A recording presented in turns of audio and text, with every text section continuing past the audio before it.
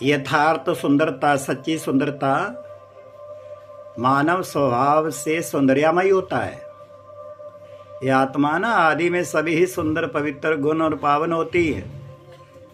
सुंदरता चाहे प्रकृति की हो, पशु पक्षी या जीव जंतुओं की हो, विभिन्न वस्तुओं और व्यक्तियों की हो, मनुष्य के मन को आकर्षित अवश्य करती है। वैसे तो समस्त सृष्टि विविध प्रकार की सुंदरता से युक्त है और इसकी किसी भी चीज का मुकाबला नहीं किया जा सकता। फिर भी इन समस्त जड़ और चेतन कृतियों में मानव परमात्मा की सर्वश्रेष्ठ सुंदर कृति है। मनुष्य की सुंदरता को उसके गुण और विशेषताएं, ज्ञान और विभिन्न कलाएं निखारने का काम करती हैं। इसके लिए अतिरिक्त माना इसके साथ और मनुष्य का कर्म, व्यवहार और आदर्श उसकी सुंदरता को चार चांद लगाने का काम करते हैं। परंतु भोगवाद और वस्तुवाद ने संपूर्ण मानव जाति को कृत्रिम सौंदर्य के साधनों से चकाचौंध कर दिया है। आज व्यक्ति शरीर की सजावट और बनावट में अंधाधुंध खर्चा कर रहा है। इन सभी बातों की ओर बढ़ावा देने में आधुनिक चलचित्र और उनके माध्यम से फैलता हुआ फैशन और नग्नता का आतंक शरीर की सुंदरता की जगह देह की अश्लीलता, नुमाइश मात्र बनता जा रहा है। हो रहा ना ऐसा। दूसरी ओर सुंदरता के अंतरंग पहलू, गुणशील, ज्ञान, मधुर, सेवा, स्वभाव देखे, मानव प्रेम आदि विषयों पर आज के लोगों का कोई ध्यान नहीं है। सच्ची सुंदरता को निम्न भागों में बांटा जा रहा है। जैसे आप देखें शारीरिक सुंदरता, मनुष्य शरीर से चाहे गोरा हो या काला हो, यदि वह सादगी, सुचिता और सचित्रता को अपना अलंकार बना ले तो उसका व्यक्तित्व निखर जाएगा और उसके अलंकारों से युक्त करूप व्यक्ति भी सबरूप होगा, क्योंकि भीतर से देखा जाता। आगे दूसरा, व्यवहार में भी आप देखिए, जो मनुष्य की पहचान उसके व्यवहार से होती है। तभी ये कहावत है कि सोना जाने कसे और आदमी जाने बसे।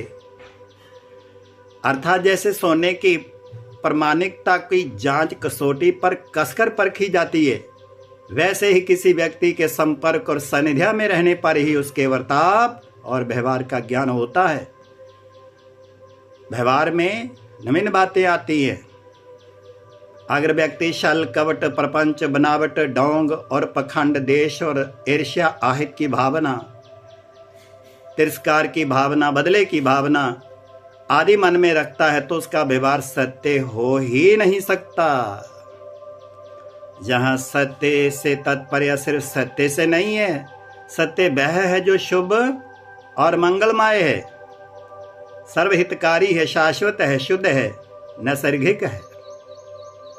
आगे आप देखिए, मधुर्या और हर्षद मुक्ता। वाणी का मधुर्या होता ना, वाणी का मधुर्य और मुख की मुस्कान दिलों को राहत देने वाली, थके हुए की थकान मिटाने वाली और लोकप्रिय बनाने वाली होती है।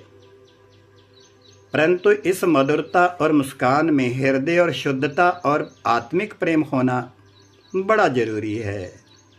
नहीं तो दिखावटी मिठास देख रहे हैं ना आजकल आप, बनावटी मुस्कान, उसी तरह जैसे मुंह में राम राम बगल में छुरी गाते हो आप लोग।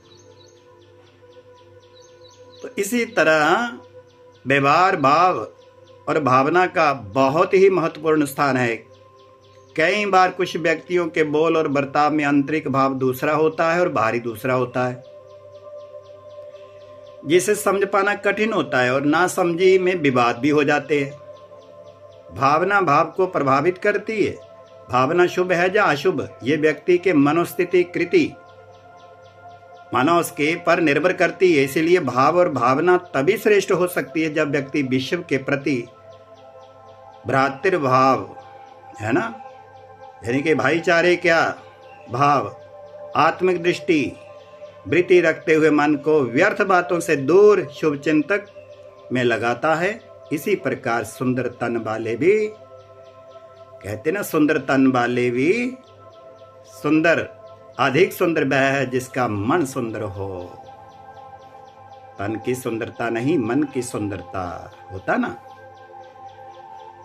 कहते हैं श्रेष्ठ कर्म से व्यक्ति देवता समान बन सकता है। मनुष्य के भाग्य का निर्माण भी कर्म से ही होता है, अर्थात काम और मोक्ष सबका हेतु कर्म ही है। कर्म मनुष्य वैसा जैसा करता है वैसे उसके विचार और संस्कार होते हैं। इसलिए श्रेष्ठ विचारों से सुकर्म और कुविचारों से कुकर्म होते हैं। कर्म ही व्यक्ति को पूजनीय और निंदनीय बनाता है। तभी सारा जगत कर्म योगी कृष्ण को अपना आदर्श मानता है। श्री कृष्ण को वैसे तो सामरा दिखाया है, परंतु उसके जन कल्याणकारी कर्म ने उन्हें श्याम से सुंदर बना दिया, आकर्षण मूर्त बना दिया। तभी तो कहा गया है सुंदर वह है जो सुंदर कर्म करे। अभी धर्म के प्रति आप देख रहे हो, व्यक्तित्व की सुंदरता उसका मुख्य कारक धर्म अर्थात धारणा है। व्यक्ति अपने जीवन में जिन आदर्शों, सिद्धांतों, ज्ञान, गुण और दिव्य अलंकारों को धारण करता है उससे ही उसका व्यक्तित्व सुंदर और प्रभावशाली बनता है। पवित्रता, नम्रता, धैर्यता, सुंदरता, उदारता आदि ऐसे गुण हैं जो जीवन को गुलदस्ते की तरह खुशबूदार और आकर्षित बना देते हैं।